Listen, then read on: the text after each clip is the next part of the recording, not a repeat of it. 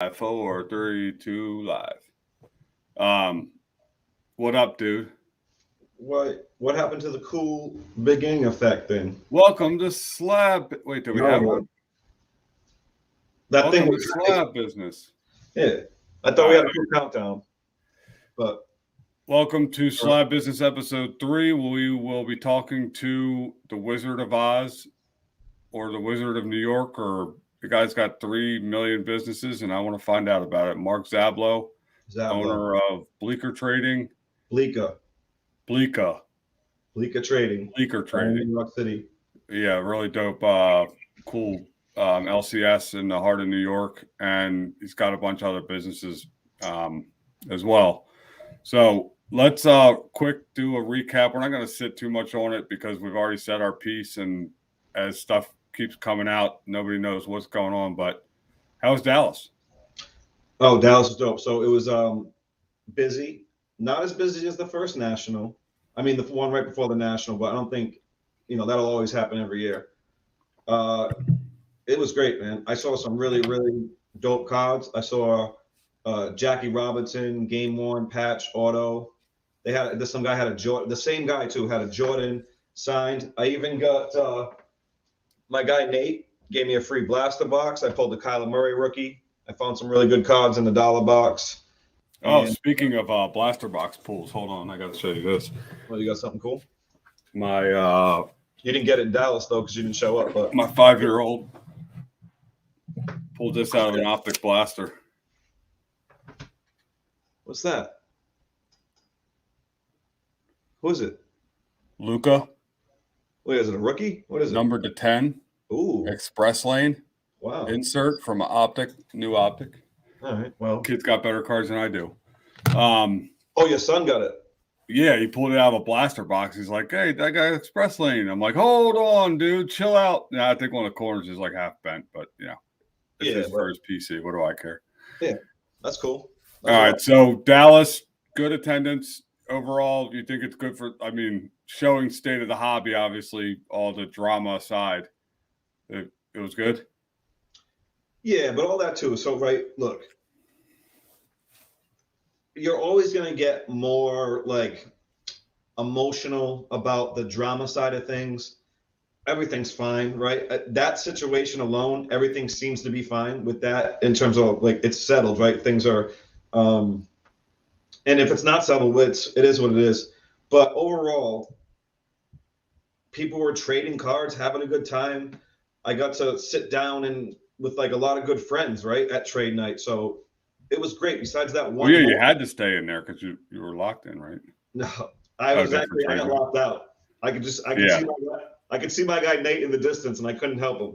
But no, I mean it was great. Like I got to hang with Reza. I got to hang with Black Mom Exquisite and Sappy and Eric Myers showing around his baseballs and the guys at FCG. Who else? The guy ECG. All the boys, like everyone.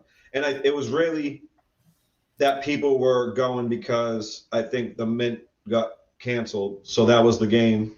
And so I'm excited for the Mint because it seems like. So now I guess you name dropped. Why don't we name drop our buddy Mark Zablow, who's our new best friend? Oh, yeah, Zablow. Bring him in. Oh, there, look at that. Look at that background. He's ready. Oh, look. And he's ready for an entrance. I didn't know you were bringing me on so quickly. He's ready for an entrance. No, we can't talk much without hearing your opinion. I'm going to be honest. So, what did you think about everything went down this weekend? I'm just catching up to it. So, I'm happy that the story's coming out. In one aspect, I am happy that the hobby's policing itself in a way that there is security at these shows and there's something to do if something happens. But what I'm still learning about the situation, which is very, very little, it doesn't seem like a good situation right now. Yeah, it's like the mob shit. It's everybody jumps to a conclusion. I mean, I'm sure you see it in every aspect of your life, being in marketing and business. So for a little backstory, why don't you let people know who you are, what you do? So and caveat that with my first interaction with BLEECKER was from Christian, who this guy, Mark, was the guy behind the thing. It was, it was his bleak. And I hadn't met him for probably 2 months. I had no idea. I think he faked COVID not to meet me. But that you were building something awesome, but being hands off and letting the people you put in place build it, right? And that kind of goes into the business aspect of it, but you can tell the people who you are. No, I appreciate that. I launched BLEECKER Trading a little over a year and a half ago. Actually, a little over a year ago now. The idea came from the marketing agency that I run day to day. We're about 50 people across the country. We focus on experiential marketing, influencer marketing, really kind of bringing brands to life and connecting them to consumers, through the world of what's culturally relevant. And when your main client is the beer brand Corona, along with Modelo and some other fun ones, but when Corona is kind of your main brand and you're doing events for them, the Corona brand and events leading into COVID is you couldn't have a Corona party? We had a virtual Cinco de Mayo party. Different connotation. That was in May, and I'd say in March, we knew one thing: there weren't going to be events, and a brand named Corona, wasn't necessarily going to be the most active one if they would be. And so, it took a little bit of time on the business side to really take a step back and say, while we figure out what our business will or potentially won't be. Again, March 2020, we were all still, afraid to order pizza in New York City because you thought the boxes may have condensation in them and that will give you COVID. Oh, yeah. Really in a ripcord leave it outside for an hour and then, yeah. Yeah. Do you fire everybody? Is the government going to have these programs? Talking really early days. But once that kind of got settled a little bit, and if you remember the card market, the night that the Utah game got canceled for COVID, the card market dipped, right? Everyone got freaked out, but then boom, we entered into that like COVID, phase of card. Yeah. And at that point, with having luckily been able to stabilize our business with not just Corona, but the other brands we work with, and have an understanding of where the world would be going, and the government announcing some fun stuff, we did realize a couple things. One, we had a marketing team that's great and ready and willing to kind of think about the next thing to do while there wasn't a lot to do. On a personal level, I've been collecting my whole life. One of my mentors, Ryan Shinman, got me back into the hobby a little bit heavier over, let's call it the mid 2010s, with one or two really good pieces of advice, by Jordan rookies and by Magic Johnson rookies, and just tried to not learn the hobby, but just stay active in it for many years. As 2017, 2018 started to roll around, saw a lot of opportunities to kind of take that a little bit further. As an agency at Cogent, we do invest in brands from time to time. Rally Road was one of those companies that had come our way. I knew Rob Petrozo from the world, and knew anything he touched from a design aspect would just be, beautiful. I knew the user experience would be killer. I knew nothing about automobiles, but there was a desire from them to expand out of automobiles and into places like collectibles. And that kind of piqued my interest. And so from that 2017, 18, 19 period, either looked for ways to invest into what I thought would be a growing hobby, and had found some good opportunities and invested in some great companies, had met a lot of other companies along the way where it just didn't work out. But ultimately, when we reached that crossroads in the summer of 2020, the idea kind of came to start a brand ourselves. We knew that the Cogent brand wasn't going to resonate in cards. Mark Zablow certainly is not anyone of significance in the hobby besides just being a collector. Maybe a couple hobby shops in Agora Hills, California, I was significant to at one period. But we knew that we know how to work brands. We know how to create brands. We know how to really build something from the ground up and keep it authentic. And so the team went ahead, did that. New York City real estate, if you could imagine at that point, was a scary moment, and landlords were willing to be flexible. And so, right space, right price, incredible brand from the Cogent marketing team. So you were able to put your love for car, I guess, see the boom kind of, I mean, obviously if you're not in the card space beforehand, you're not doing this, right? It's kind of, you know, it was kind of the best of both worlds where you were able to take this marketing giant that you're good at and put it behind something that you're passionate about at the right time, right? Because if you do it 5 years ago, who cares? Yeah, and to be fair, we didn't want to. There are two reasons that, you know, we did Bleecker. One was we tried to join other opportunities. Just wasn't something big enough. You know, buying a small share into Rally Road, you're not active. Right.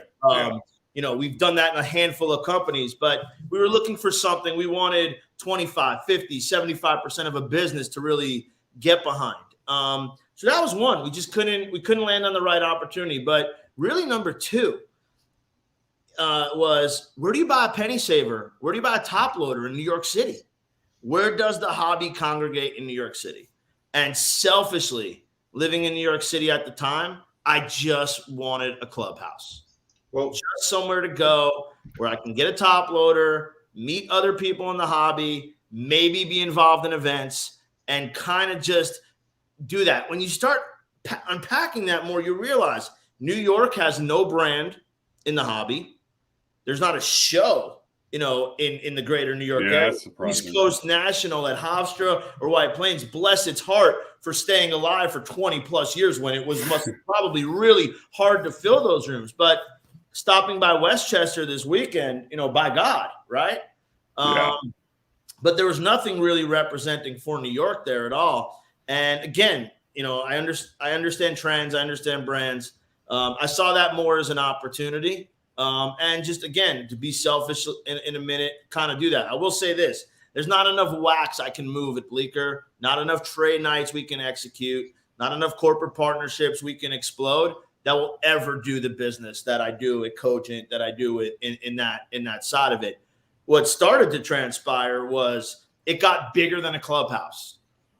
We didn't realize that there'd be that much lightning in a bottle to catch with the hobby, and so much content to come out of that, and celebrities and influencers, and, you know, again, a lot of the right things hitting at the right time, which, you know, caused us to expand a little bit. And that's kind of where we made the business decision to say, let's test the waters a little bit more. We never really sold wax.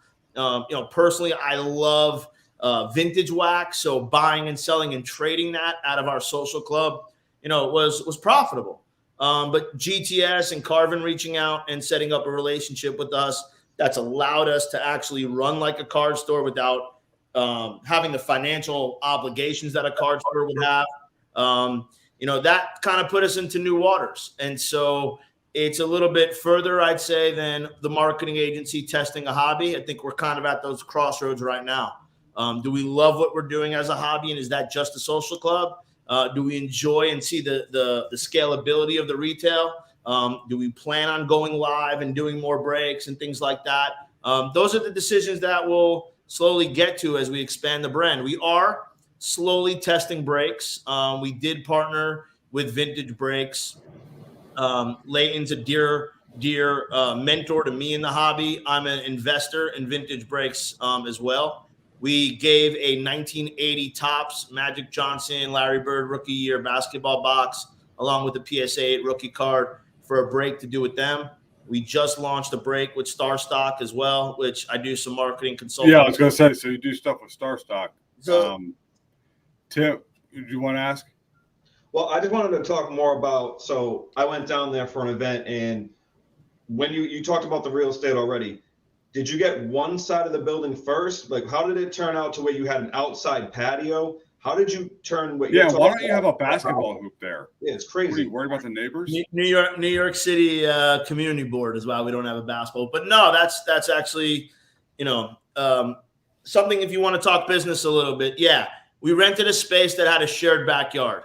The other space was empty, and there was some foresight into the fact that we could probably rock the backyard until they rent that out. And luckily, when we decided that we may want that other space, the landlord was really cool and said, if I'll help you. I want to see it as one space. So you needed that relationship. For trade nights, right? Like, so how did that happen though? So you get the other space, and now you have a store, but you have this whole other area where people can just hang out and can really get to know each other. And you've had some big names there. So how much did that help? You got them both at the same time, or you had the store first? We had the store with the outdoor space, and the outdoor space was connected. It was one big outdoor space shared by two different stores, but the other store was vacant. So we knew going in day one, we'd have that backyard, that wouldn't be a problem.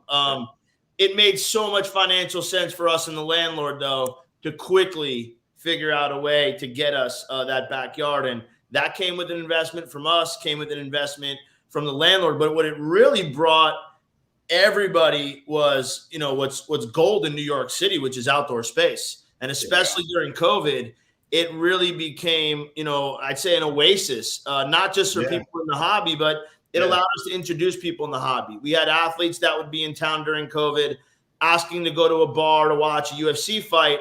We were actually that place to go. And it's places that we can kind of open up. And, we did build a nice following, which, has helped our brand, has put our merch out there. But then you bring in, people coming into our trade nights. And I think that's kind of what I've had the most fun with is first few trade nights, especially. I saw everybody I've been watching on YouTube, everybody I've been seeing on Instagram, and really kind of validated that New York City does have this, collector base. Nat Turner, hadn't lived too far at the time before he moved, was an early customer that promoted us. I mean, we always say like BLEECKER for certain things is the house that Nat built, in the way that he probably unknowingly helped our brand. Still to this day, we get people walk in that say, I saw Nat post about it almost a year ago. And I've just always said next time when I'm in New York, I got to hit BLEECKER. Yeah, so, and it goes synonymous. So I guess BLEECKER would be the house that Nat built. PSA would be the house that Nat bought. Did you practice that? I did. I just thought of it, actually. That was, it was pretty good. I liked it. So if PSA is what he bought, is the hobby what he saved? Yes. And so that's a good point, right? So you have a guy like Nat Turner comes in, and the guy seems like, I'll be honest with you, I had a conversation with him, and I didn't even realize I was having a conversation with him at the National. He comes up, I did a bunch of custom ticket displays for somebody, Darren Ravel. A lot of people don't like him, so I didn't say his name at first. But so I did these displays, and this guy's coming up talking to Darren about these tickets, his Masters, whatever. Oh, we got the Russian guy back in the chat. But so he's talking to these guys about these tickets, and I'm telling about Show Your Slabs, and the guy leaves, and Darren looks at me, he's like, "You know who that was?" I was like, "No," and he's like, "That was Nat Turner." I was like, "Oh, for me, I wouldn't act any different, so fair." Oh. You know what I mean? I don't have any reason to know him, like study his face or know, who he is. I think but he honestly was like talking to Darren about these tickets, like strictly collector. Like, oh my God, I can't believe you got this Masters one with the, signed by Tiger on this day. And I was like, yeah, VHS is not the new video asset class, but so Nat Turner said hi to me, I think. Nat is saving the hobby. That is for sure. That Nat is saving the hobby. That is for sure. All right. But Zablow, we're talking about BLEECKER Trading. You got a great brand. We love it. But you are clearly not at BLEECKER Trading right now because I've been there. So what do you got back there? What's going on? I'm in my house. Got mirror tiles. That's a baller move. Fancy. You're doing it. I bought it. I didn't design it. So. But I'm saying you had to look at it like you had to walk to the tile store and go like, all right, I can't see my face in this one. I can't see my face in that one. Oh, this one looking right back at me. Give it to me. See, I was saying, Corey, I bought it this way. So if I can get you in here to redesign the tile. Slab wall. Now we're talking. Love it. That would be ideal. So, all right. So BLEECKER opens. You guys honestly hit the ground running. I felt like you created a vibe that was cool, but not too cool, right? you don't want to be that like too cool to not be approachable and all that stuff.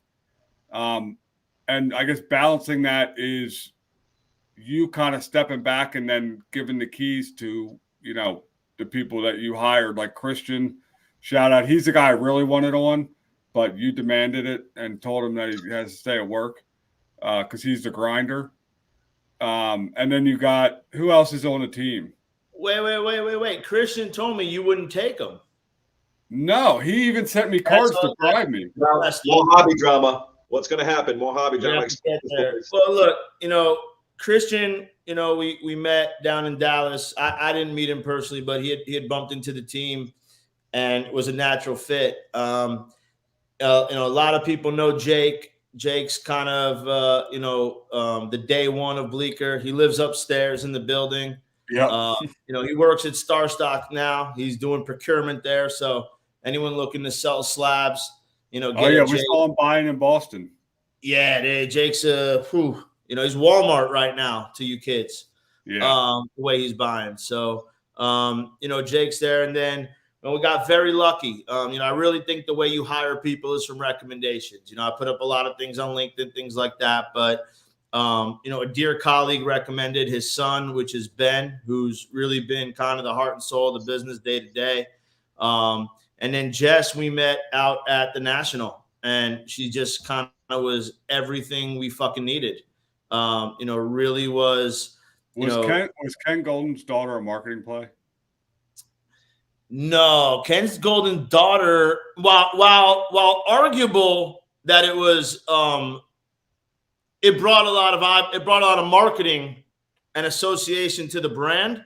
Ken Golden's daughter was originally supposed to intern at Cogent. I want to give Laura a ton of credit. She wanted zero to do with the hobby. I had met Ken. I can understand it. Her dad's been talking about this shit for God knows how many years. I would probably go. I don't want to speak about her business, but I will tell you the history of that. Ken and I had met through my partner Ryan and through some other businesses, and he was someone that started giving me a little bit of advice. I can call from time to time. Hey, I know nothing about vintage baseball. Willie Mays is a guy to look at. Yep. And he understood what I did at Cogent and introduced me to Laura and Anthony, who actually worked at Cogent, now works at Starstock. He was going to bring her on to Cogent as an intern in our influencer marketing group, working with brands, working with influencers, helping put a lot of those deals together. Unfortunately, as we talk about jobs, Laura's from that generation where internships got wiped off the map for that year. So there were no internships at all. So she lost. And you need that for college. So it's good. It's a win-win for her. And I mean, Laura was supposed to intern for us in 2020. So she lost the internship in 2020. Then when I opened BLEECKER, the back half of BLEECKER was a Cogent office. And I told Ken, I'll have some folks from Cogent at BLEECKER. Maybe Laura can intern there this summer. Working on BLEECKER still wasn't in the equation. Then as we got closer to the summer, I called her and I said, look, Cogent's not really active. BLEECKER kind of got a little bigger than I hoped, but we're not a collectibles memorabilia company. We're doing events and especially last summer, we didn't have distribution.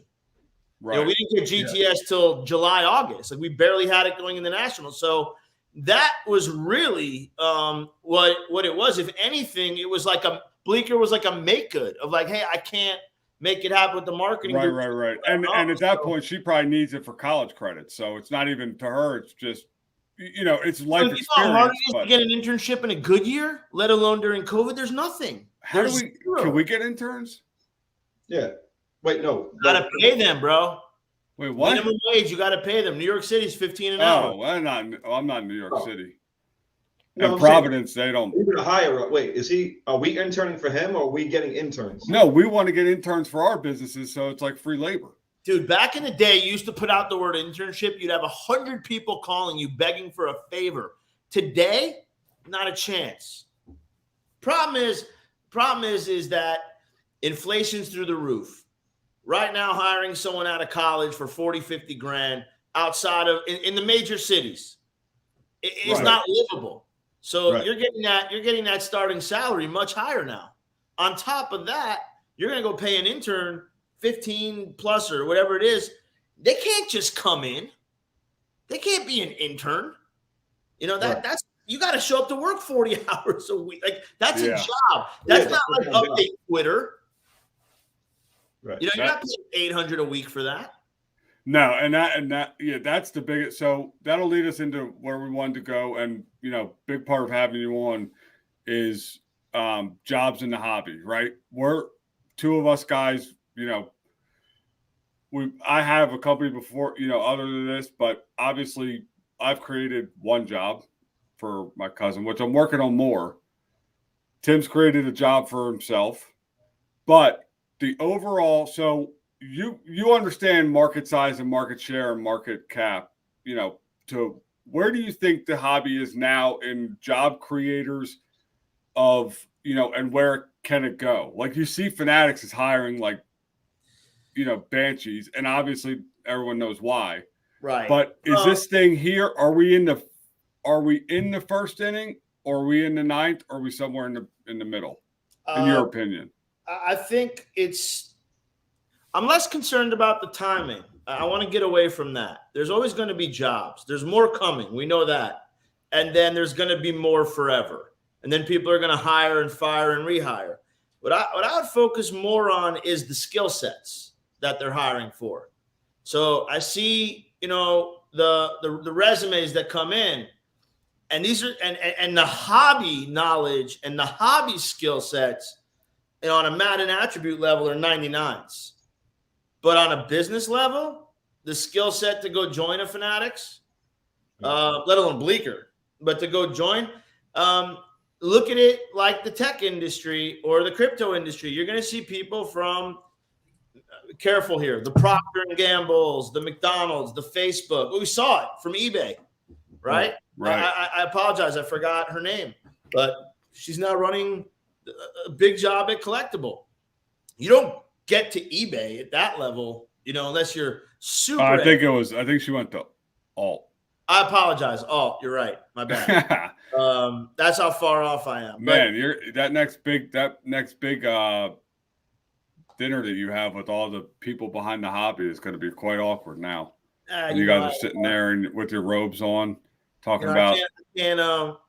One, I don't get invited to that dinner. Two, I can't apologize for just focusing too much on my business. I'm sorry. That's very true. But long story is, it's going to be, the jobs are going to come from people that are educated, experienced, and are truly able to work at companies. What I'm more concerned is people in the hobby that think that because they've been collecting for 10, 20 years, or they're eBay experts, or you know, some of those things, that they can go work at a Fanatics or, you know, or a so the problem is, I think they can, and I've had my whole thing with this, and you're seeing it play out in some scale, you know, a lot, is guys came into a business, they didn't have a business, right? They had a collection that 10, 20, 30x that gave them money that, you know, and then they started buying, selling, flipping, trading, but there wasn't any, you know, there wasn't any business behind it. They didn't account for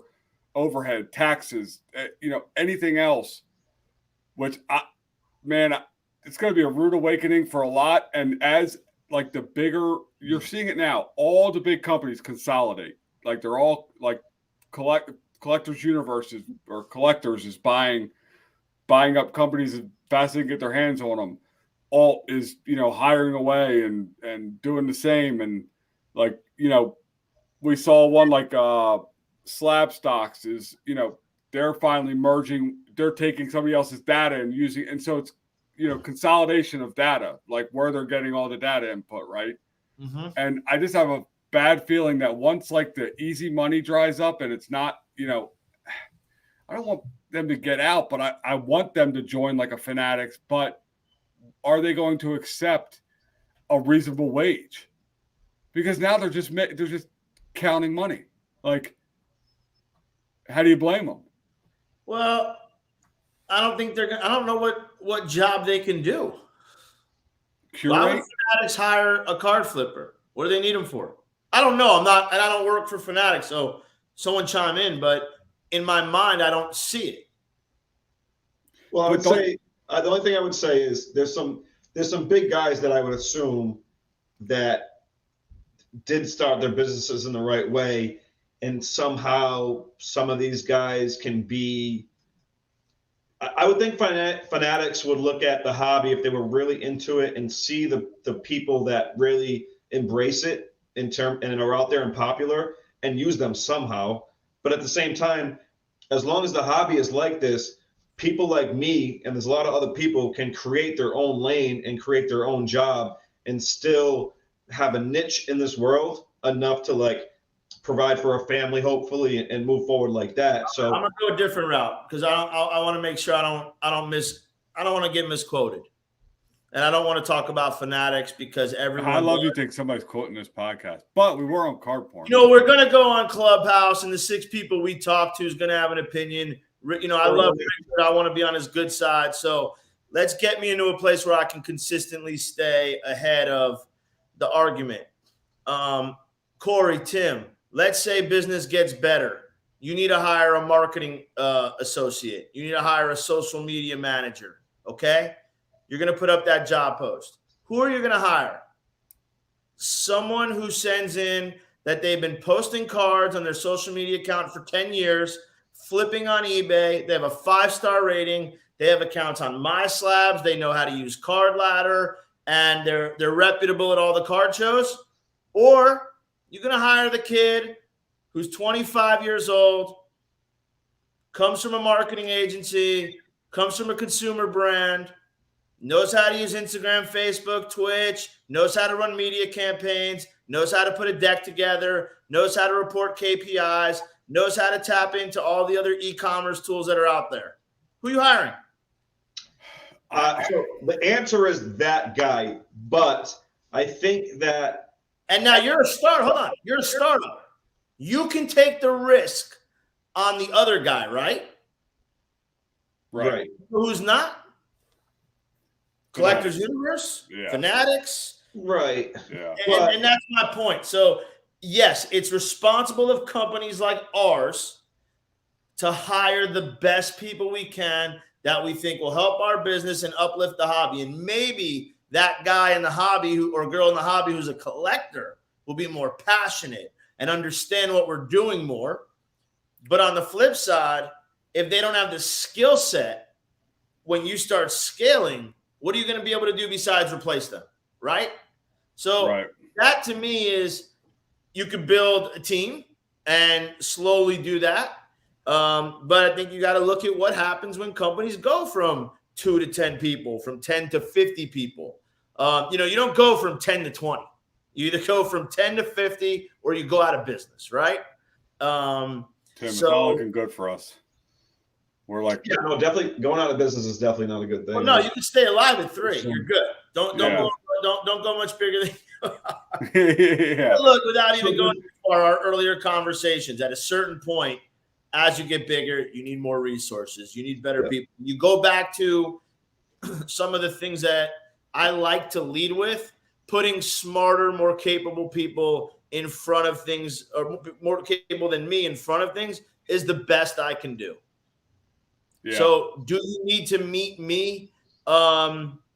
Somewhere down the line, I'm sure that helps. And for a lot of different reasons, it's important. But overall, to me, the people that you're hiring, if they're just as good as you in one thing, doesn't have to be everything, but one thing, and you can maximize that, freeing up your time is so valuable. Outside of that,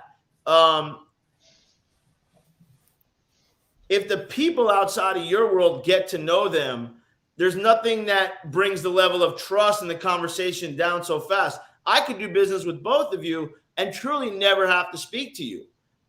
You trust my I know you tried. You did it for like 3 months. But now you're on my podcast, so who won that battle? Absolutely, and I think I wouldn't be able to go on the podcast if I didn't have people working and making sure everything at Bleecker was happening right now. I have 2 kids, I have 3 jobs, to that point, I enjoy what I do, and I love what I do. We have so to this comment, love when the marketing and the hobby, there is a world where, so if I put out a post on Instagram searching for, graphics artist or whatever, whatever I'm looking for at the time, marketing person. The great part is if you can find that blended person, right? They just can't be too far down the lane of the hobby where they're not looking at it practically, like to get paid, because some of them want to get paid and they have, a $300,000 sports card collection and they want to, you're offering them like $50K a year. Seems like peanuts, right? So I guess it's finding that younger, because again, look, I started this whole thing. I didn't even know how to use Photoshop. And if I could build and go where I've gone to, build, and I didn't know how to use Photoshop. I knew how to mildly build a website, but none of that stuff. So if I can figure that out, there's got to be people in the hobby that are gritty. And my only fear is they don't want to work for another person. They think they should be the one, or the person at the top. You know what I mean? That's part of the game, though, right? But I'm fine to let them be the person at the top. I don't care. Like, to me, but I guess you got to kind of figure out a happy medium between. Look, it's hard to let go of anything. And when it's your business, no one's going to be able to put the level of detail and care into it as you do because it's not theirs. Right. The sooner you can realize that somebody being able to grow with you, learn from you, and help you get your business to a certain place, doesn't mean they owe you in the long run. In fact, you owe them in the short term, and you owe them in the short term to make sure that you're providing not only a good opportunity for them today, but a skill set to learn so they can go somewhere tomorrow. Yep. And that to me is something that, I try to tell everybody, make sure you're learning something that is relevant in life. Back to our conversation before, if God forbid the hobby doesn't continue to be profitable. And we can talk about the state of the hobby I think it's in a good place right now and have a couple opinions. Well, I don't know, man. Your Jordan, so I'm looking at this right now. Your Jordan collection was the number 3 in PSA graded. Now, where does it say how many cards it was? Because you got your life savings and your kids' retirement locked up in PSA 10 Jordans, like you were saying before. So no, not 10s. Very low grade. Well, that's even worse. Because there's going to come a lot more worse grades out there than the 10s. Absolutely. No, if you saw that PSA post today, that was actually quite eye-opening. The Jordan rookie was the third highest card submitted for grading. Yeah, third. Yeah, behind. What was the sticker? What was the sticker? The sticker was 9. So top 10, 2 in the top 10. Most important card in the game. But so that says most submitted. That's crazy. In December, submitted in December. Number 1 was Mac Jones, Don Russ, and number 2 was Mac Jones press proof. So ooh, that hurts too. I just submitted my Mac Jones to SGC, figuring that it'll get back faster than the PSA. Yeah, right. What did you get? Go down a little bit. There's a Jordan sticker, right? Yeah, it's number 9. That's wild, man. What were people waiting for? Because they're not cracking boxes. I don't know. We need someone smarter than us to tell us what's going on there. I don't know. It boggles me. Have people been sitting on them? Well, but also more people are cracking boxes, and there's 3 to 4 Jordan. How many 86 clear boxes? No way. No, but I'm saying there has been at least. Okay, you guys both just attacked me there. I like it though. I don't know. I was asking, is there one being broken a month? I'm sorry? Is one breaking a month? No. Okay, let's pretend 2 are. 2 a month at 5 Jordans is 120 Jordans. There's no way that's climbing the ladder of PSA's totals, right? Right. That's right. Yeah, for it to be the number 3. So it doesn't be collectors sitting on them. So it doesn't say the number there on how many. It just says what. Yeah, I'm sure. I know there's someone that tracks it. I forgot who it is. And then there's like an IG account. I can't see I'm not logged in, so I'm not properly prepared. I don't think it says the number though. But either way, staggering. But also in my eyes, you know what that says, Tim? More slabs coming to the market that need to be up on the walls and protected by. Right. I think a nice blue. That. Can we take a 2-second commercial for Slab Strong's new blue, please? Oh yeah, please. Check out the PSA blue. This is actually their. Let's see if we get it. I like. Would that be the ISA blue? What? The newest grading company on the market. Have you seen theirs? Why is it the same color blue as PSA? Then it's ISA blue. Yeah. What do you think about ISA and all the new grading companies, Zablow? I think ISA's case looks nice. Jason's a friend, so I really hope that. You know Coots? Mm-hmm. Coots. Yeah, so I just like his last name. I just hope that the hobby takes to it, as much as he's taken to the hobby. To be fair, he's someone that's purely dedicated, way beyond most collectors could understand.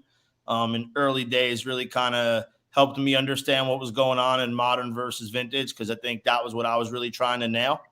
So it's exciting to see him continue to evolve there. I do think the cases look clean. So, don't you sit back there and go, okay, a guy that's that successful in the hobby, why does he want this headache? Who in the right mind? I don't care if you run the best grading company in the world. You're going to get a earful of shit that you have to answer for. That's not your fault. Is your fault. To me, it seems like who would want that headache? Like, build a different business. Or let's go a different route. And I've never asked him this question, so that's a cool thing. But what if you think you're that good? That it's a real day-to-day challenge to feel that good. And right. if I'm going to start a grading company based on that opinion, then I'm going to see, can I get those cards? Can I get those cards over to yeah, so it's almost like now I'm just playing the game. Probably need that. I don't know. Obviously, he's got massive collection and other things going. But I'd imagine for me, the fulfillment of being able to win some of those cards, and to Jason's credit, he says from that eye, he can tell quick. So to see that LeBron refractor in his case, to me, that's a big win. And if I was involved in that brand, I'd feel really good, because it's hard to manufacture something like that, right? Everyone right now is on the eye appeal game after Pokemon. Right. So, I feel that why he's doing it, I don't know. But if any reason of doing it is to challenge yourself, I think that's awesome. Well, and okay, so that'll be great to Carvin, obviously, who's in the chat, is kind of the same guy, right? I think that he super successful in the business, known for creating one of the greatest, products in the hobby, and and self-admittedly, he said it in rooms and clubhouse rooms that there's a FOMO of seeing all his cards and out there and fetching ridiculous prices. So now he's diving back in, right? And now it's like, you would think, why would you want that headache? But I guess and it's me too, I guess, you want to drive, you want something new. For Carvin, I guess it makes more sense. For us, like, we're creating something that either doesn't exist, especially, Carvin's creating a niche in a whole new market that could be potentially crazy, including NFTs. But for somebody like Jason Koontz, like grading, look, I'll look at Carvin, I'll look at Koontz, I'll even look at me. None of us need this, is what you're saying. It's sport, though. Yeah. Right? This is sports. Yeah. I want to win. They want to win. They can win, right? They know they can win. The hobbies finally got there. All the tools are coming in. Why not? Now, I hear you, all big undertakings, but you don't know, the people that have come out to support them and financially what they're able to do. They've both put out phenomenal products. Well, that's the other thing. Like I talk to these guys and I hear them say, I just have people that want to hand me money and give me an investment. And I'm here thinking like, all right, there's should I take a loan or should I do like a percentage off of every payment loan or whatever? And not to say that it's just a different world when you have, I guess you just got to be out there pushing it, right? And you got to be out there. And I'm just not a pushy type person. I don't think, Tim isn't either. There's two types of money, right? There's hard money and there's strategic money. Hard money can come in the form of many different ways: loans, draws against sales, factoring your invoices, investors, blah, blah, blah. Then there's strategic money, someone that wants to lend you the money or invest in your business because they can help you. Maybe they're a phenomenal business So guy. that's Tim, Tim's investor, that Jeff. That's kind of Tim. Look at that. You fucking took strategic money. Could you imagine? You took hard money first, but then you got strategic money to buy out the hard money. That dude, you should write a book. I don't know what any of that means. I'm just literally sitting here listening because he's laying down the slab business. I love it. I'm learning about business as we. You see how I did that? Look, I think you've seen a lot of that in the hobby, right? From golden collectors, star stock, alt, collectible, community of people putting money in. And some did that at the very early stage. And some people bring those names in for wow factor or things like that. But having strategic, smart business people that have access to money or access to distribution or access to manufacturing, sometimes is all it really takes. So, yeah. But I hear you on the money part. Look, as Carvin talks about scale, what's the biggest challenge in the biz? There's a lot of challenges. I think hiring right now, as we talked about, is extremely hard, believe it or not. It's really hard to find people that want to work and really put that, let's call it. But there is something cool about the hobby that lends itself to, so like my cousin Claire, for everybody that's met her, that she goes to the shows, right? She didn't know anything from sports cards going into, so she was working for herself and then was, kind of going back and forth with the next steps or whatever. And I was hiring her just on like an hourly wage to come in and like help me just keep my head on straight. Like, because that's what she did for, wealthy people as a job. And I thought, man, this is exactly what I need. And I tried to get her, pull her away from what she was doing. And at one point I said, look, what she's doing for herself, while it be boring and, organizing for rich people and they pay when they want and they do it, there was little stuff I could see that wasn't great. And maybe she's looking for something else. And I literally, the last collector's or thing in Atlanta, Culture Collision, I said, here's a plane ticket. You in or out. You got an hour to decide. She hopped on that plane and hadn't looked back. The first weekend, she's with Lamar Odom playing golf at Top Golf. The next time she goes down to Collectors Con, her next show, she's sitting there breaking with Daps and AB. Like, now, obviously, this isn't all normal, but it's all reality of the hobby and what the hobby's doing. And it gives like guys like me and Tim, or just a little guy, when you have a cool angle, you can bring people in, right? And it makes it more appealing for somebody to want to come hang out and just, work with us or help us or. Can I say it a different way? The hobby needs professionals. And up until 2018, 2019, there wasn't a lot of professionalism necessarily sculpting the hobby. The hobby was built kind of like old baseball on old hobby rules. Right. Right. Yeah.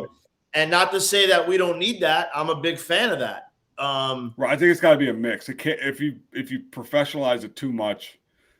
That's what everybody's fear with Fanatics is, right? They come in and they say, we're taking everything, A to B. And there will be a good part of that. But, I mean, how can you discount? Just pay attention to Josh Luber's Instagram. Just look at what he puts on his stories. You don't think that everything's going to get cooler and better? Yeah, I agree with that. You know what I mean? I mean, Josh is very successful before Fanatics. It's arguable with StockX and the stock and it going public. He doesn't really need the job.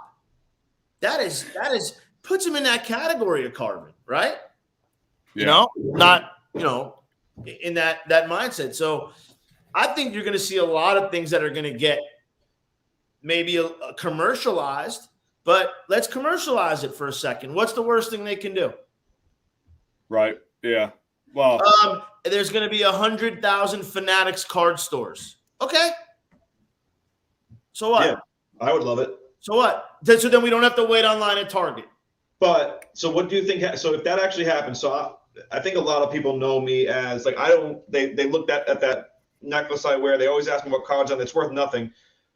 I don't really collect necessarily for value. I don't sell a bunch. So where do you think, if there's 1,000 Fanatic shops everywhere and there's so many cards, how does that affect the higher end stuff? Do you think it matters, this modern stuff coming, or do you think vintage? I don't think they're gonna. I don't think that.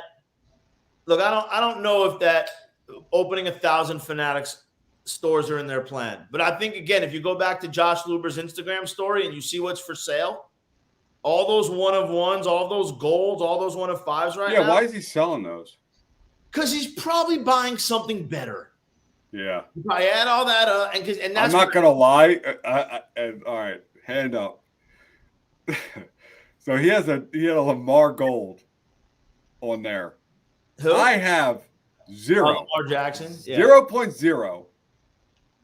I mean, I couldn't afford that if I tried, if I wanted to, if I ever, like, not now, not. I may or may not have, you know, that story goes through and you hit the comment just as a way to, hey, check out this account.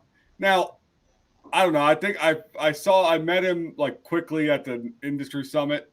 So I'm sure he knows about some of the stuff, but there's still that like thought of a guy like that who can literally seems like he could flip a switch and change a small business's life to, you know what I mean, Tim? Like, yeah. Well, so I've had not a necessary experience like that. Obviously, I got an investor, but yeah, especially in a world like this where Aoki had posted Aoki posted a picture of his 1-on-1 McGregor that Austin from Star Stock had sent him in as a package. When he showed it instant, he like, I can't afford for him to say go buy Slab Strong, but just alone him showing it, people were asking what it was and how to get it and all this stuff. So I can see how like that influencer part of someone like that coming in, which he has a big business, but at this point he's also a massive influencer for many other reasons besides the fact that he's the CEO. But yeah, I mean, I'm going to do that now. I don't think I've been following him on Twitter, but I am going to do that now and pay more attention to what he's talking about. Because I was like, oh, what's that card? Like, what's your asking price? Like, I don't care. I just wanted to start a conversation with Josh Luber. Yeah. Yeah, and look, I think, you know, but to that respect, going back to what was important here, you think that even if they did open up 500,000 card shops, that there still wouldn't be cards as exclusive and limited as he's posting on his Instagram? Right, because he gets that. Yeah. And that's the cool thing. What? Did you get rid of him? Dude, no, he bounced. Zablow bounced on us? Dude, he's going to get destroyed. He's back here. Should we put him in timeout for like 2 minutes? We'll bring him back in. They said it would, I'll screen grab it. It said there's a problem, but it's not your fault. We believe it. That's never. That there's never been an alert that says your computer messed up, but this is not your fault.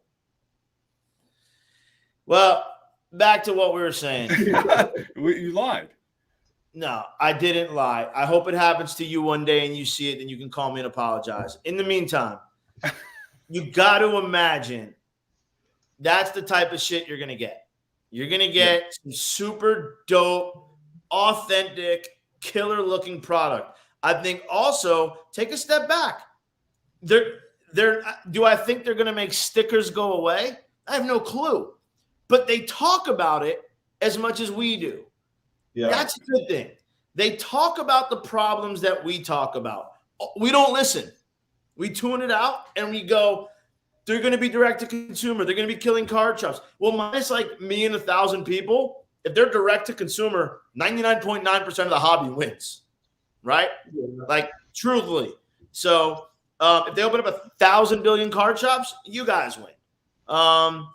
So I look at it really as they're going to bring such innovation to the hobby, and they've already brought the right people to start bringing the hobby expertise into what they do. And I will say this, like, tell me a business Fanatics is messed up. I'm sure there's something they've done that wasn't perfect, but they've got a good track record right now. And they bought. Yeah, no, I agree. And I've said the same thing kind of hearing Josh Luber speak at the industry summit and hearing him just repetitively say, the way he hops on to like, to cross over in the middle at like 2 a.m. and is just like, hey guys, what's going on? I'm drinking out of my, 1989 Disney cup. I'm starting to drink coffee at like 2 a.m. to start my day. Like, but he's just talking card stuff and he's never scaled away from that. It's just everybody else, like you said, not listening to what he's saying or putting so much weight in what like Michael Rubin says on CNBC when he's trying to justify a valuation of 11.2 billion. Like, duh, he's got to say that shit. Dude, if Michael Rubin is spending time on this more than he needs to know that level of this and that, Fanatics has right? Like they're in some bigger worlds than just cards, guys, right? So like, right. And I think that buying comps also shows. And look, Josh being the general, to your point, you don't see him on Instagram talking. He puts up great posts. He shows off his world a little bit. It's really cool to get that insight. But to your point, he goes on the right platforms, and when he speaks, he sounds like a kid at heart. Yep. He does not sound like a businessman. He's super well spoken. Think he has a law degree, even, right? He's shown. If not, I believe he has like a business degree or something. But I've always seen his Instagram stories where he's talked about. Yeah, so that's probably why he goes on Card Ladder, because Chris has a law degree. Well, I think he has a law degree. I don't know if he has a law degree or not, and I apologize for not knowing that, because I always appreciated the posts he puts up where he shows letters from all these big companies that offered him real jobs. And he didn't want to do that. He went his own path. But he's educated, right? He's not what we were talking about before, a card collector selling on eBay and my slabs and knowing everything, transitioning to a business person. And right. I think, by the way, that's what I love about the hobby, is what you brought up before about Claire. The people I get to interact with at Bleecker when we do trade nights from the industry that are not from the hobby is awesome. But what I love about all of them, they all want to be in the hobby. They've all created their own pages of things they love. And that's what's so cool about the hobby, is there's something for everybody. And as unique as you can find something, there's like 1 or 2 or 10 other people that love that. Meeting Liv from Alt, and she has like a little bit of an affinity for like some of that 90s skybox. Like, that's where I live. Like, super cool to have that, connection with someone who a little bit newer to the space. And so, yes, this hobby is probably the most welcoming hobby. Coming from some of the worlds I come from, you don't get that. So I hope we do get more Claires, let's call it, coming into the space. Yeah, and it's an easy match, right? Like, I mean, you figure because there's so much opportunity in every aspect of it, right? Nobody doesn't like to collect things and like to have like cool things that are of stuff they like. Like Claire's part of it's up here is the Marilyn Monroe set, right? So she sought out something that she wanted, and had an interest in. And, my wife, for example, started collecting Star Wars, right? And that Pop Century from Brian from Leaf, like all that, and there's so much of that stuff. And that's the other cool thing about Luber is like he just seems to get it on every aspect. Like, rap cards are like, and he would make them. He wouldn't make like he wouldn't put it out if it's not going to be something that he wouldn't personally collect and make it limited. Could you see Luber collecting Sage football? Right. Yeah. I mean, you didn't have to shit on Sage football. They're trying. No, you know what? I am shitting on them because they couldn't have tried harder to make a worse product. I will say that. It's crazy. They dressed like, so the athletes on those photos are dressed like Luber. Everyone's just wearing hoodies or whatever they want to wear. You know what I'm talking about, though? They're just random like guys working out in like a high school field. Doesn't that make you feel good that the guy running cards is dressed like that? Because look at us, 3 idiots in hoodies, right? Yeah. I can't wait till the day I meet Josh Luber and have a conversation with him. It'll be at some point. I have a story for him. Hood on. You're not going to find him. Hood, mask, you're beat. So that's part of the story. We found it. He was in Dallas two or three shows ago, and he was way under the radar. But when you're wearing shoes that probably cost my mortgage or more, right, you kind of pick up on something. And I have a story. Claire, there's a story that can only be told to him because I don't want to put her out there like that. It was the funniest shit. But when I found out who she was, she's like, there's this guy, and he's got this hoodie on and these crazy shoes. And, it's pretty funny. But again, how would she know, right? She's not, but she's learning. So now that's the other thing where I think Fanatics and everything can bring so many more people to the hobby by whether it's in, like, can you imagine at a stadium, break like cards in like digital cards on the thing, introducing the people. There's just look, I come from the beer business in the marketing world, and in beer, 50% of the distributors are bud houses. The other 50% are Coors, Miller, and then a few other dragons. So you start a new brand, you either get picked up by Coors and Miller's distributors, or you better hope Bud wants you to exist. And if they don't, c'est la vie. But in the meantime, you have Bud and Coors and Miller, and thankfully Corona is in that mix, building their own independent distribution networks and putting out their own line of brands in best-of-class ways and making sure consumers have access to them in any way, shape, or form, even during a pandemic. Right? Out of nowhere, alcohol was allowed to be delivered from a bar. Out of nowhere, Drizzly and GoPuff started to work. All of that stuff made sense.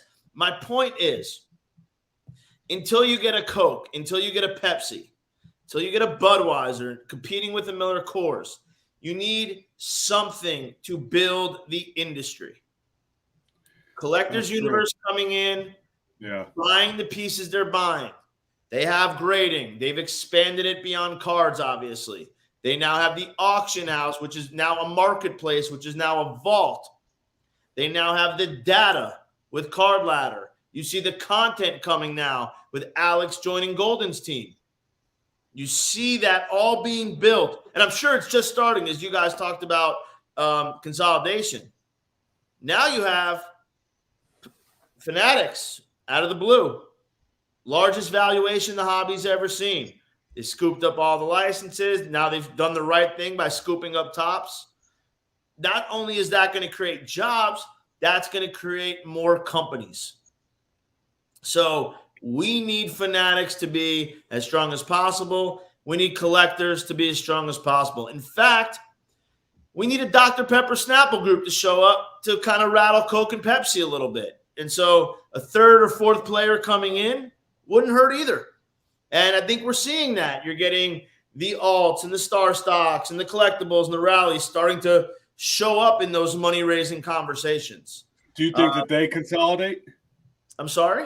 Do you think that they consolidate? I'm sure there will be consolidation somewhere, but by who, right? You have some of the biggest funds inside of Rally. You have Amazon behind Dibs.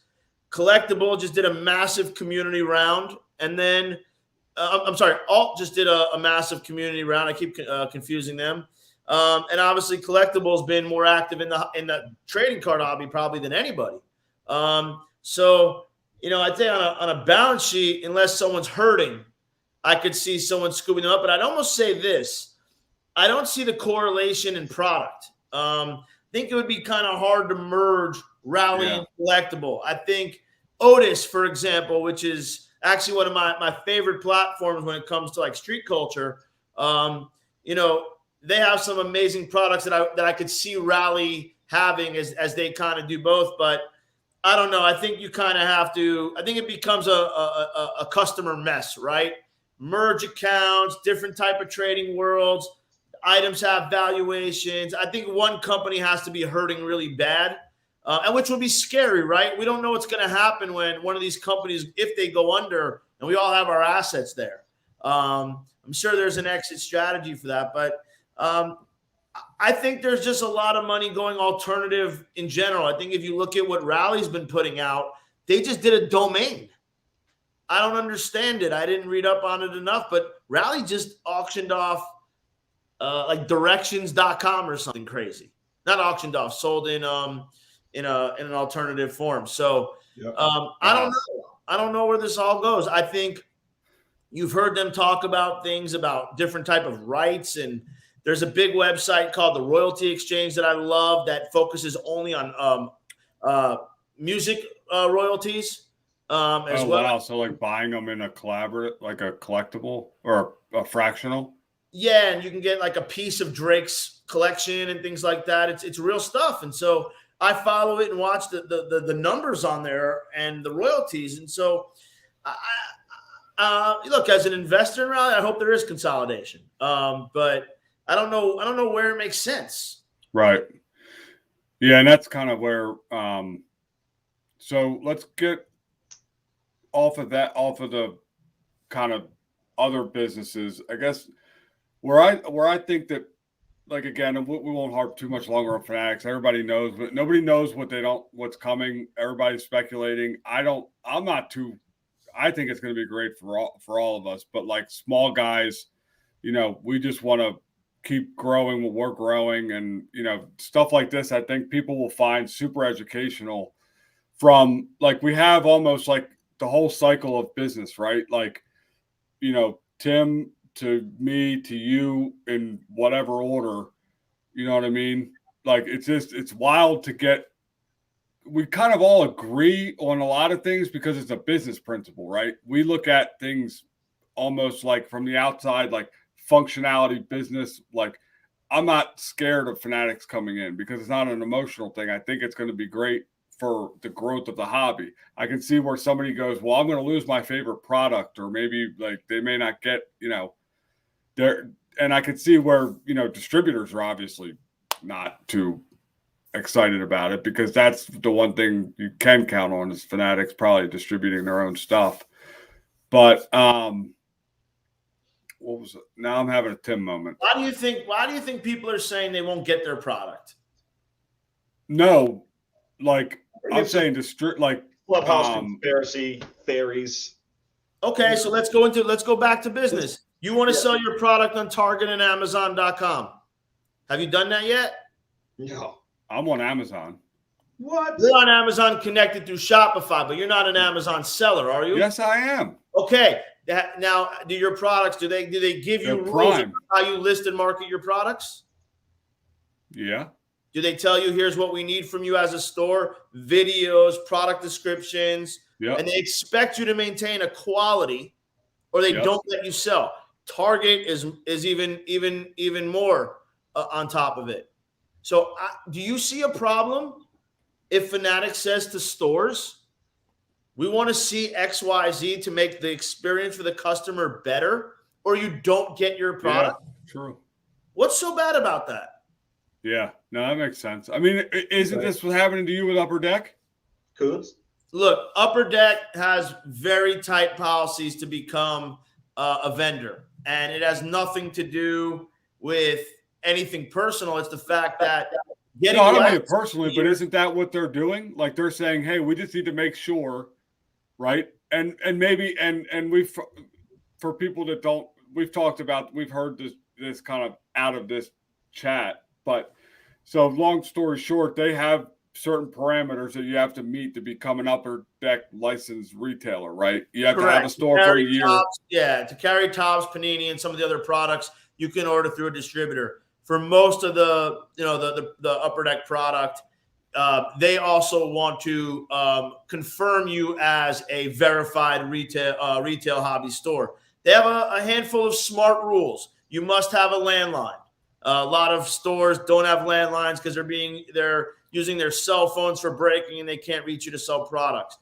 You have to have a real store.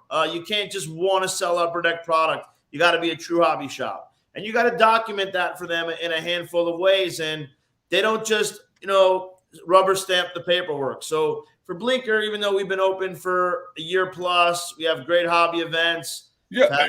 GTS is a great partner. We haven't got our act together enough to get Upper Deck in there. And as annoying as it is, it's the right thing. I wish Panini and Topps would say to some of these stores as well that here's what you need to do to get our product in the allocation.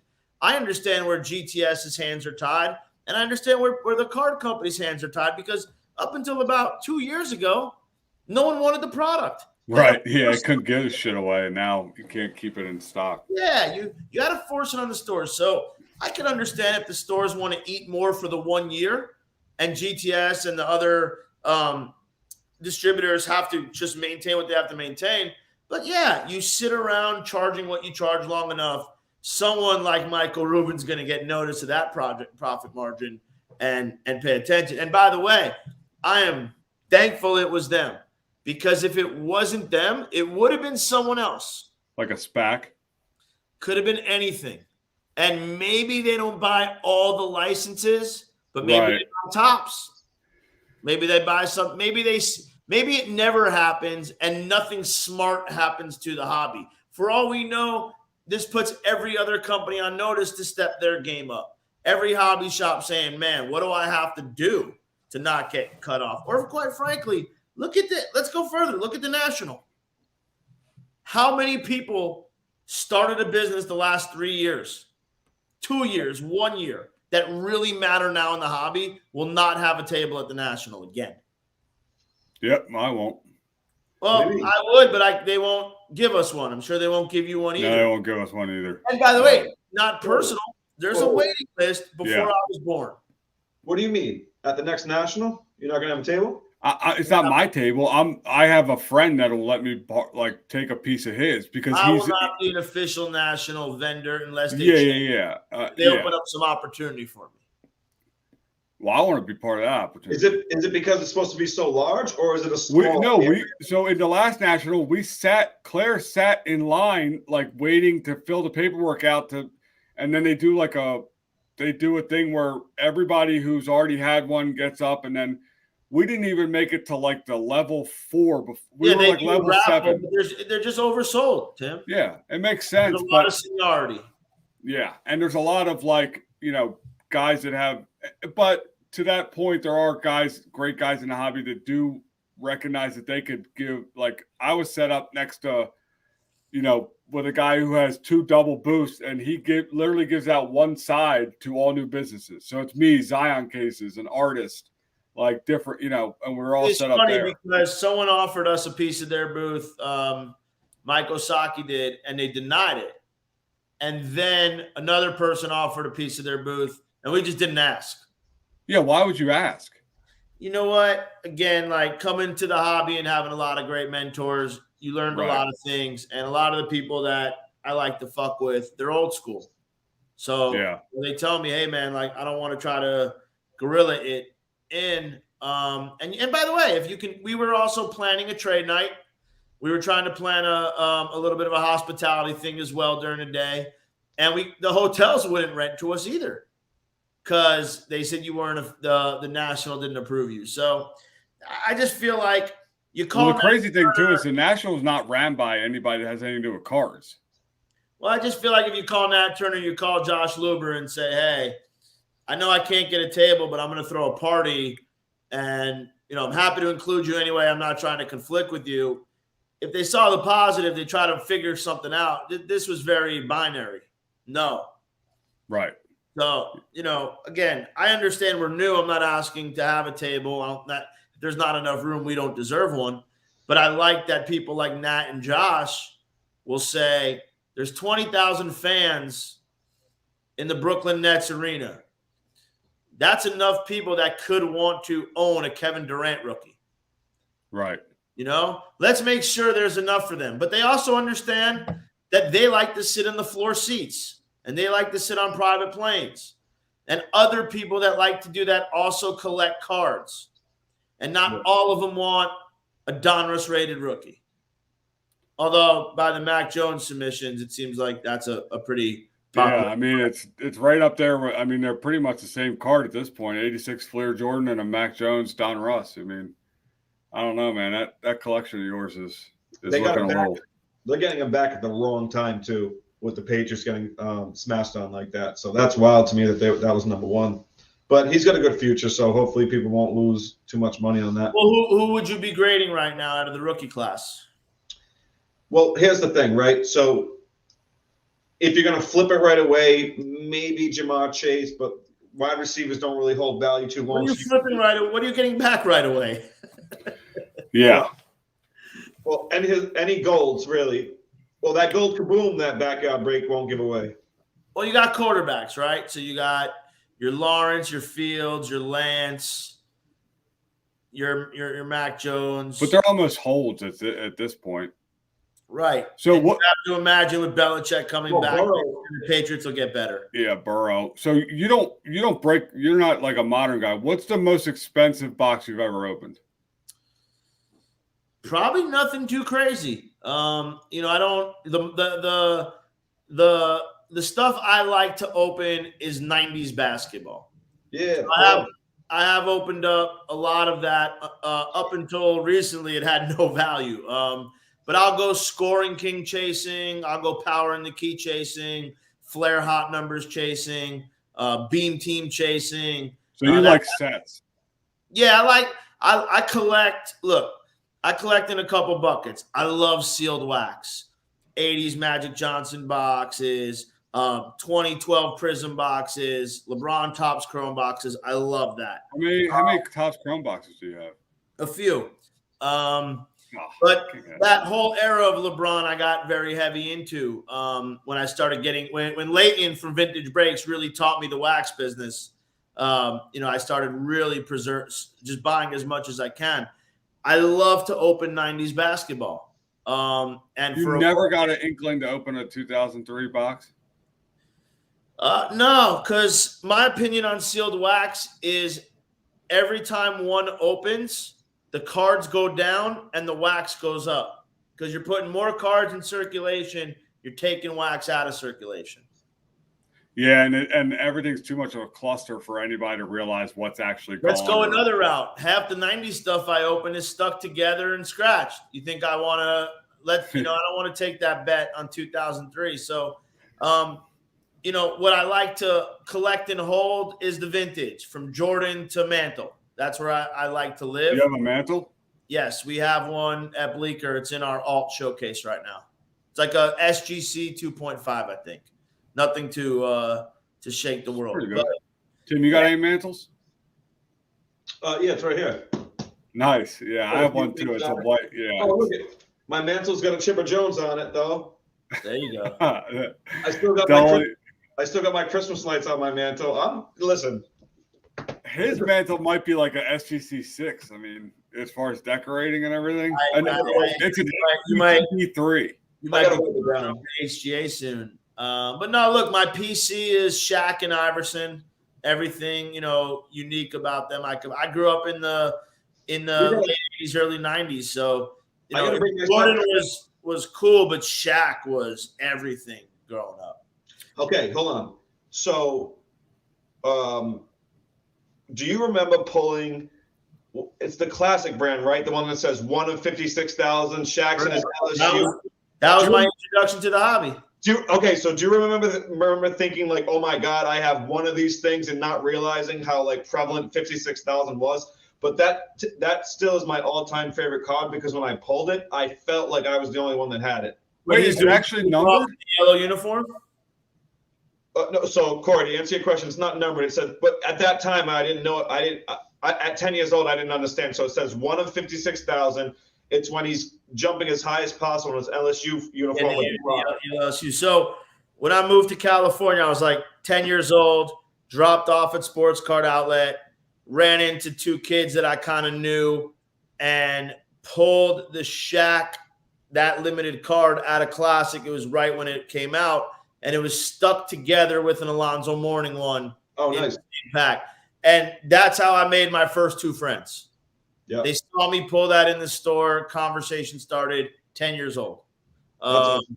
Yeah, but now and they turned out to be Josh manufactured that set, right? Coots. What's that? You know who manufactured that set? Yeah, that's the Ken Golden years, right? All Golden. Yep. So I didn't know. So I didn't honestly know that until I heard him speak at the industry summit. But I believe so. You should know this too. And I don't know the brand. I can't picture it. You know the Shaq set that came out? So didn't Ken have a specific deal with Shaq alone? Because there was a gold set of cards, like gold. That was, in my opinion, the first cracked ice set was the Shaquille O'Neal. It had like 50 cards in it, and it was all gold border and all that. Do you know what I'm talking about? Yeah. So there's two different ones. I have it upstairs. I wish we would have rehearsed this. I would have put on. I would have displayed it. So there was two sets they did. There was Classic, which was just basketball. Yeah. And they did Classic 4-Sport. And when they did Classic 4-Sport, is baseball, basketball, football, hockey, they got a little bit more creative. So that's where you have the gold border down the side of it. It's Shaq in his LSU uniform running. Yeah. And they got a little bit more creative there. But what they also did was they created a 4-Sport card of Shaq, Roman Hammerlick, Desmond Howard, and I'm sorry? So I just want to make sure we're talking about the same one. So is that not the set where the number one card is Larry Johnson? Larry Johnson's the year before. Okay, all right. I have those too. That was classic. Okay, so not to interrupt classic, classic draft picks. What year did both your significant others graduate high school? 2001. What does that mean? Who's asking that? It's my point. You listen to people talk cards. They know everything of Eric Myers knows everything. That's why cards will never die. This is a point out to the house. Why are you getting me in trouble? That's a great point. Why are you getting me in trouble though? It's unbelievable. Eric Myers is telling me these craziest, like a deal, things about a Jordan 9.5 True Gem that the deal never happened. He knows every little aspect of it, just like you two sat here talking about the specific border on a card of color. It was just a test. You're not married yet, so you still got an out. All right, yeah, you're right. Mark, that was pretty good, I have to say. But do you hear the details that you guys are talking about cards? That is why this hobby will literally never die, and the people in it will always, like, yes, stuff will go down, but the big stuff and the stuff like that will never go to zero because of that conversation right there. And that's what I wanted to point out. It wasn't, sorry, Tim, I thought you could answer that. It's good. Nikki, we love you. Respect.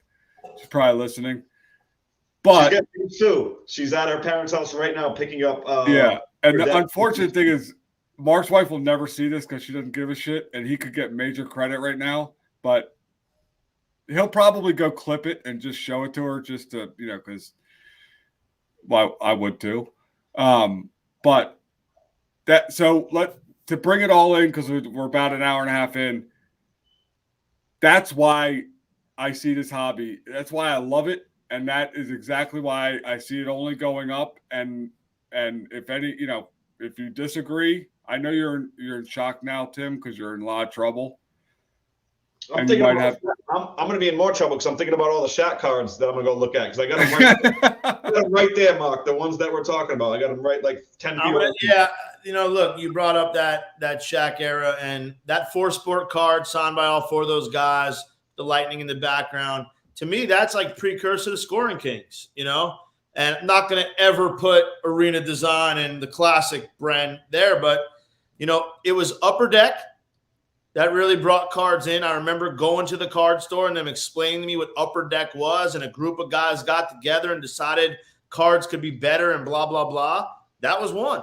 That absolutely was one. 2 was when Classic pulled that Shaq license.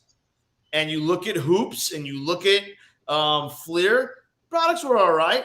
But when you look at what Classic started doing, boom, it really put those brands on edge that they had to compete if they were going to be able to, hold off with Classic. It's a shame, though, but none of those cards get any love. And you know what? It's because they were overprinted. But I think there's a world where value, but they really are like those first. They're there though. They're hard to find graded, to be honest. They're really not easy to find graded. A lot of people had them, but again, this is like you going back to your points.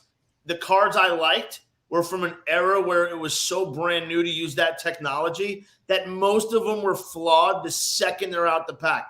A Power in the Key, a Scoring Kings, these classics with the laminate or the metallic paint that went in the numbers that Tim's talking about, the 1 of 56,000, that metallic paint would easily drip down the card or get stuck to something. So knowing that, it's hard to even find them in a good grade. The inserts that I love from Zenith Football, the inserts that, you just don't see them in high grades. So this will kind of wrap it all up with what you're doing at Bleecker, right? So the way my mind works now is like, how can I get you to something that would be that Shaq rookie that's not a PSA 10, it's not worth. My thought is like a painting of it, right? You get a dope ass artist to paint it and we slab it and it's like, perfect. You get some of the guys that you and that's the one cool thing. If anybody's watching this, go check Bleecker. They're super supporters of the artists, anybody in the hobby doing something a little bit different, anybody who needs maybe a platform that they don't have.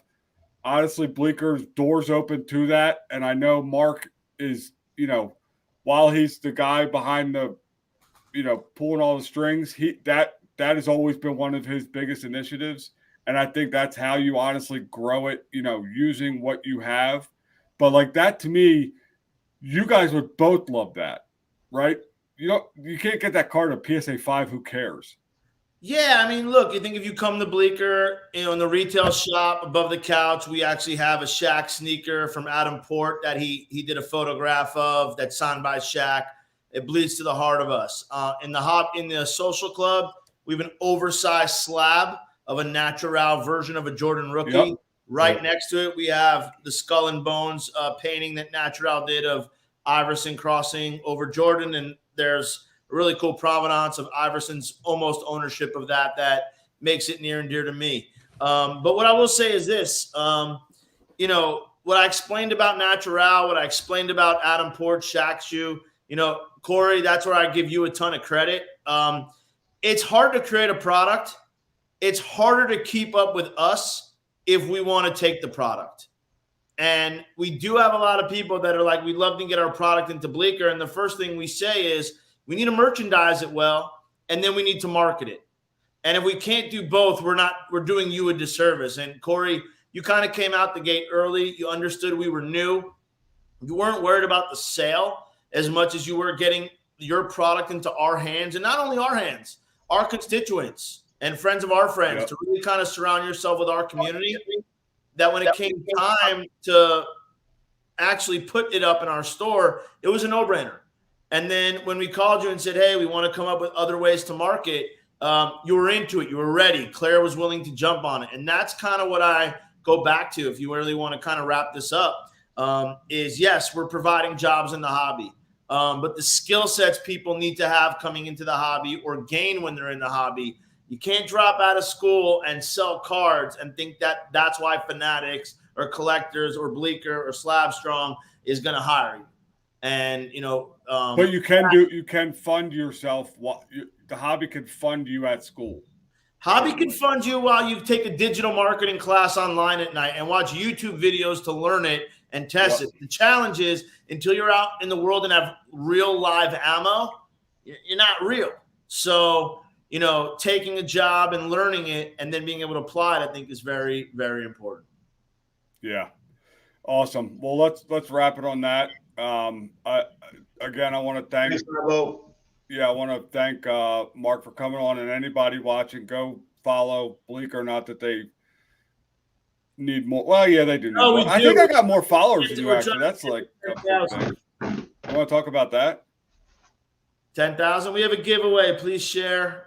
Join. We're almost there, so we're excited to get to 10,000. See, isn't it a great? How?